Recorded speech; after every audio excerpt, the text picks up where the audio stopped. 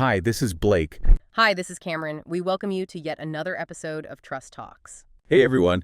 You know how sometimes, a business deal goes totally sideways and everyone's pointing fingers? Oh, yeah, definitely. It's a mess.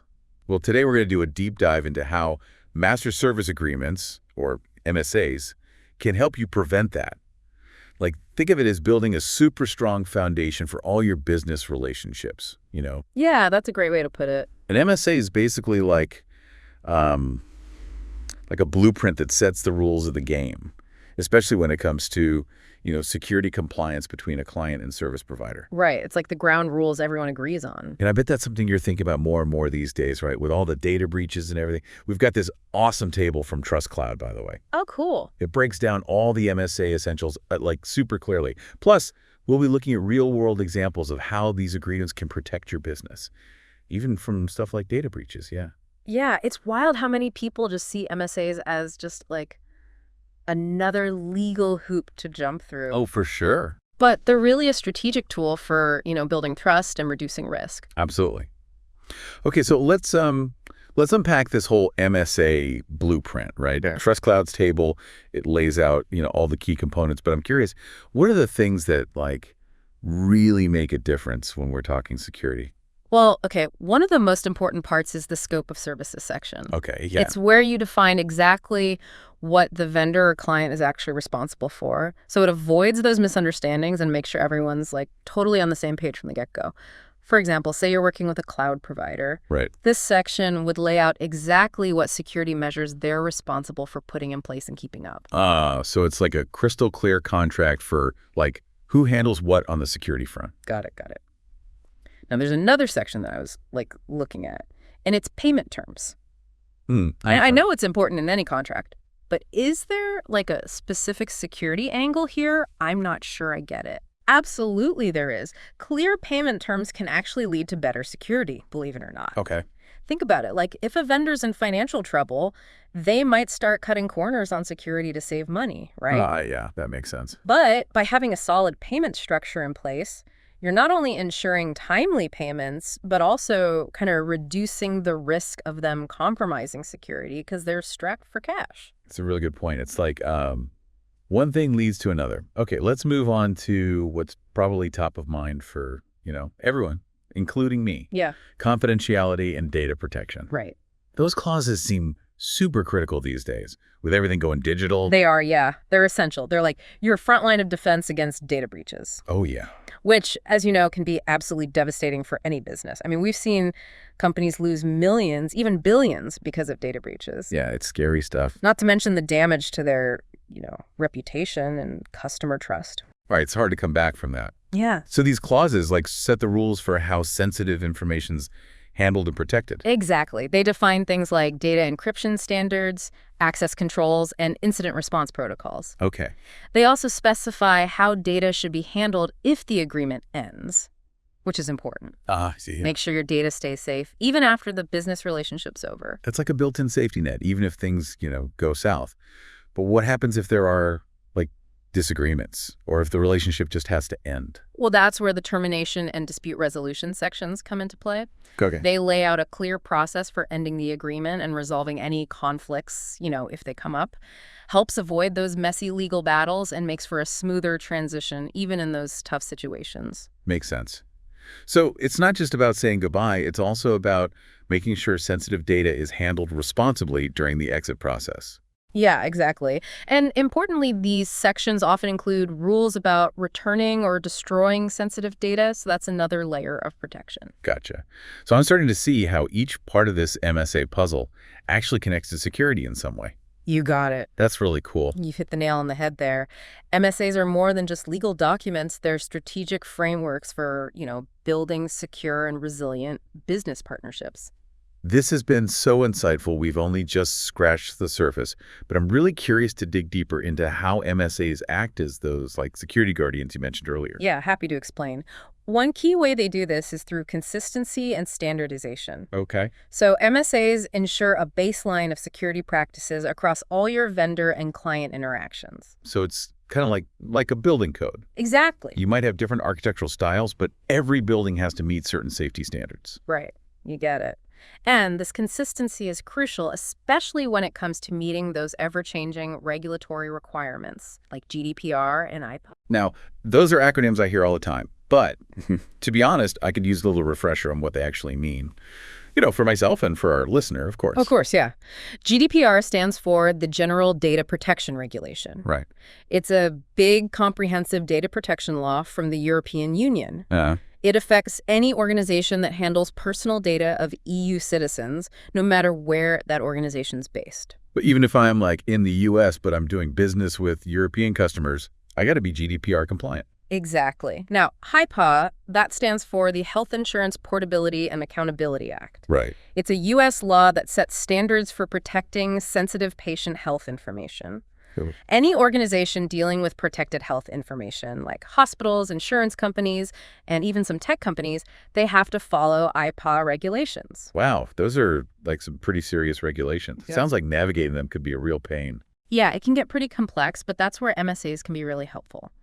By putting specific clauses in there related to GDPR and MSA compliance, you can make sure your vendors or clients are handling data responsibly, in line with those regulations. So MSAs are kind of like a roadmap for navigating that complex legal landscape. Exactly. That's a huge relief for anyone dealing with all that stuff. And let's not forget about incident response and notification. Oh, right. No one wants to think about data breaches, but they happen. Yeah, that's the scary part. Having a plan in place ahead of time in your MSA, like a fire drill, can make a big difference if something does happen. It outlines the steps for containing a breach, notifying the people who are affected, and, minimizing the damage. So it's like having a safety net, even though you hope you never have to use it. Exactly. And that safety net includes what we call contractual accountability. Okay. MSAs don't just lay out the rules. They actually have mechanisms for addressing non-compliance, which is really important. So it's not just a handshake agreement. There are real consequences if someone drops the ball on security. Right, exactly. MSAs give those clauses teeth, so everyone takes them seriously. And if there is a breach, they provide a framework for, holding those parties accountable and seeking remedies. Got it. This is all making so much more sense now. I'm really seeing how MSAs go beyond just legalities and actually become these powerful tools for setting up a solid security foundation in any business relationship. That's a great way to put it. They're all about building trust, reducing risk, and ultimately, protecting your business in today's complex digital world. For sure. This has been incredibly eye-opening. But before we move on, is there anything else you want to add about this foundation part of MSAs as they relate to security? Well, I think it's important to remember that while MSAs provide this great framework for security, they're not a one-size-fits-all solution. Right. Every business relationship is different, and your MSA should be tailored to the specific risks and requirements of that particular partnership. So it's not just about downloading a template and calling it a day. Definitely not. Okay, good to know. You really got to consider the scope of services, the types of data that are being exchanged, the whole regulatory landscape, and any potential vulnerabilities that are specific to that relationship. That makes sense. It's about being proactive, really understanding the ins and outs of each partnership to create an MSA that actually protects your business. Absolutely. And that's often where, getting expert legal advice can be really valuable. A lawyer specializing in cybersecurity and contracts can help you create an MSA that addresses your specific needs and mitigates those potential risks. Okay, so having the right expertise on your side is crucial. I'm getting the sense that there's a lot more to MSAs than meets the eye. There definitely is. And that's what makes them so fascinating. They're not just about, legal compliance. They're about strategically building secure and successful business relationships. That's awesome. I'm feeling a lot more confident about this whole world of MSAs now. But before we wrap up this part of our deep dive, there's one more thing I'm curious about. Okay. In your experience, what are some of the most common mistakes you see people making when it comes to MSAs? What are the red flags our listeners should be on the lookout for? That's a good question. I'd say one of the biggest mistakes is treating MSAs as this static document. Okay. They're not meant to be set in stone. So it's not a sign it and forget it kind of thing. Not at all. Your business changes, your security needs change, and the threat landscape is constantly evolving. Oh, yeah, that's true. The digital world moves so fast. Yeah. So what should people be doing to keep their MSAs up to date? Regularly reviewing and updating your MSAs is essential. You should be looking at them at least once a year, or whenever there's a big change in your business, like adopting new technology, expanding into new markets, or, if there's a security incident. So it's like getting regular checkups for your MSAs, making sure they're still fit and healthy. Exactly. And don't be afraid to renegotiate terms if you need to. Your security needs and your tolerance for risk might change over time, and your MSAs should reflect those changes. That makes a lot of sense. I'm starting to see that MSAs aren't just about avoiding legal trouble. They're about proactively managing risk and adapting to, this ever-changing security world. It's like building a fortress together, brick by digital brick. I like that analogy. And just like any good fortress, your MSA needs a strong foundation. That means taking the time to understand the key parts, negotiating carefully, and getting expert advice when you need it. Awesome. All right, I'm ready to start building my security fortress. But before we wrap up this part of our deep dive, is there anything else you want to leave our listener with? Any final words of wisdom to help them navigate this whole world of MSAs? Well, I'd say the most important thing is to remember that MSAs are living documents. Okay. They're not meant to be static agreements that just sit on a shelf gathering dust. So it's not a set it and forget it kind of thing. No, definitely not. As your business evolves, your security needs and risk landscape will change, and your MSA should adapt along with it. So regular checkups and updates are key to making sure my MSA is keeping up with all those ever-changing security threats out there. You got it. Got it. Don't be afraid to revisit your MSA periodically, renegotiate terms, and just make sure it's still providing the level of protection you need. Okay. Remember, MSAs are powerful tools for building trust, reducing risk, and ultimately protecting your business in today's complex digital world. Regular MSA maintenance is key to keeping my security fortress strong and resilient. This has been an amazing start to our deep dive. It's been a pleasure sharing this with you. Now, I know we've covered a lot already, but there's so much more to explore when it comes to the power of MSAs, especially for negotiating those, all-important security terms. Stay tuned as we dive even deeper into the world of MSAs and uncover how they can help you build stronger, more secure business partnerships. It's funny, how MSAs, people often see them as just a way to, play defense.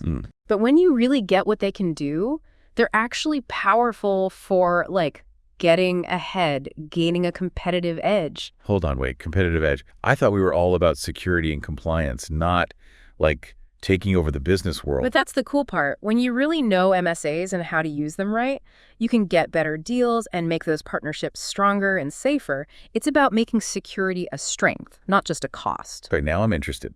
Tell me, how do MSAs give me that boost in business? So imagine this. You come to the table with a really well-written MSA, clear about what you expect for security. Okay. That's not just protecting you. It's showing your potential partners that you're serious about security. Right. That you're trustworthy. You're committed to doing things right. That stands out, especially where data security matters a lot. It's like a badge saying, hey, I know my security stuff. Exactly. And these days, with all the breaches and cyber attacks, that badge is a big deal. Yeah, makes sense. Nobody wants to work with a company that's going to get hacked tomorrow. Right. So how do I use MSAs to my advantage, when I'm making a deal? Any strategies? For sure. One thing is be proactive. Be specific. Don't just accept those generic clauses about security. Right. Push for better data protection, tougher incident response plans, make it clear who's accountable. For example, you could say you need multi-factor authentication, regular security checks, even penetration testing as part of the deal. So I'm not just taking what they give me. I can use my MSA knowledge to shape the deal so it works for me, right? Less risk. Exactly. Be informed, be firm, and don't be afraid to walk away if they won't meet your security standards. A strong security setup is essential for any good business, and MSAs are how you get that. This is less about law and more about strategy now. Knowing MSAs well can help me make better decisions and have more power when negotiating. That's the whole point. When you understand MSAs, you're not just defending yourself. You're getting ahead, building those relationships right, and ultimately making your business more successful. Okay, feeling empowered here, but also curious. What are the mistakes you see a lot? Those red flags to watch out for? Good question. One big one is thinking MSAs are one size fits all. Oh, right. Every deal's different. Your MSA should reflect that. So no copying and pasting from some random template online. Definitely not. You got to tailor it to your situation. What services, what data, what are the rules, and what are the weaknesses in that partnership? Personalized, not generic. Guys, And people miss the details. Focus on the big picture. They miss those little security things that can cause trouble later. Yeah, I can see that happening. Lost in the legal words, you miss the important stuff. That's why you need an expert to look it over before you sign. Whether it's your legal team or a cybersecurity lawyer, someone who gets both security and contract law can spot those holes where you need stronger protection. So the right expert by your side is super important. Absolutely. And it's not just lawyers. Get your IT and security people involved too. They'll understand the technical stuff, make sure the controls match your overall security plan. Makes sense. It's like having a whole team of experts giving a complete view of the MSA, making sure it's really good and covers everything. Exactly. And remember, MSAs aren't just about avoiding problems. They're about making strong partnerships, built on trust, working toward the same security goals, building that fortress together brick by digital brick. I love that analogy. And like any fortress, needs a strong foundation. Take time to get those key parts right, negotiate well, and ask for expert help when you need it. Right on. And with that mindset, MSAs become less of a chore, more like an advantage. They help you build those better, safer business relationships and ultimately achieve greater success. Wow, this has been so insightful. MSAs are a whole different thing now. It's not just checking boxes. It's actively managing risk, building that trust, and everyone wins. I'm glad to hear that. And remember, learning about security never stops. There's always more to discover, and places like TrustCloud can help you stay ahead. Speaking of TrustCloud, you mentioned their platform before. What's that about? How does it help with MSAs and all this compliance stuff? TrustCloud's a top provider of those GRC solutions. That's governance, risk, and compliance. Their platform has tons of resources and tools, specifically to make MSAs easier and boost security. So it's like a digital toolbox for our security fortresses. Exactly. It does things like automatically drafting contracts, has libraries of security clauses, does risk assessments, and has tools to track compliance. Helps businesses create better, more complete MSAs without all the hassle of doing it manually. So not just making the MSA, but making the whole process smoother. Right. And TrustCloud has experts to guide you to help with the tricky legal and technical parts. That's super helpful, especially if you don't have your own lawyers or security teams, like having security experts on call, ready to help you with all that complicated stuff. That's it. TrustCloud and platforms like it give you the knowledge and tools to take control of your security and compliance, turning MSAs into a real advantage. Okay, listeners, listen up. MSAs are not your enemy. They're your tools for success in security. So grab those blueprints, your hard hats, and let's build. Wow, this deep dive has been like really eye-opening, you know? Yeah, definitely. We started out like MSAs, what are those? And now I feel like we could like conquer the world of security compliance armed with these powerful agreements. I know, right? It's amazing how something that seems so technical and maybe even kind of boring at first can be so strategic and empowering. It really is. I think it's all about like changing how you look at it. Right. MSAs aren't just about legal jargon and checking boxes. They're about building this whole culture of trust and security, both inside your organization and with the people you partner with. That's a really cool way to think about it. It's like weaving security into like the very DNA of your business relationships. Exactly. Not just treating it as an afterthought or something you got to do because someone told you to. Right. And when you approach MSAs that way, well, they become less of a burden and more of a strategic advantage, you know? Totally. So it's not just about, mitigating risk. It's about everyone being committed to security, like doing it right. Exactly. And that commitment, it pays off, right? Yeah. Better reputation, customers sticking around, the whole business does better. Absolutely. I think we've given our listeners a lot to think about today. As we wrap up, is there any last bit of advice you'd give them? Something to remember as they're figuring out this world of MSAs and security compliance. I'd say this. Never underestimate the power of knowledge. The more you know about MSAs, the better you can protect yourself, get good terms in your deals, and build those long-lasting partnerships that are built on trust and security. That's so true. Knowledge really is power, especially now with everything being so digital and complicated. Yeah. And speaking of knowledge, there are some really great resources out there to help people with MSAs. Oh, yeah, for sure. I always recommend checking out platforms like TrustCloud. Okay. They have tons of info on MSAs, security compliance, all those essential GRC topics. Yeah. It's like a one-stop shop for all things security and compliance. Definitely worth looking into. Definitely. And remember, the security stuff, it's a journey. You're always learning. Resources like TrustCloud can help you stay ahead of the game. Totally agree. Well, everyone, that wraps up our deep dive into MSAs. I hope you found it helpful and, as empowering as I did. It's been great sharing this with you and with all our listeners out there. Until next time, stay curious, stay informed, and stay secure.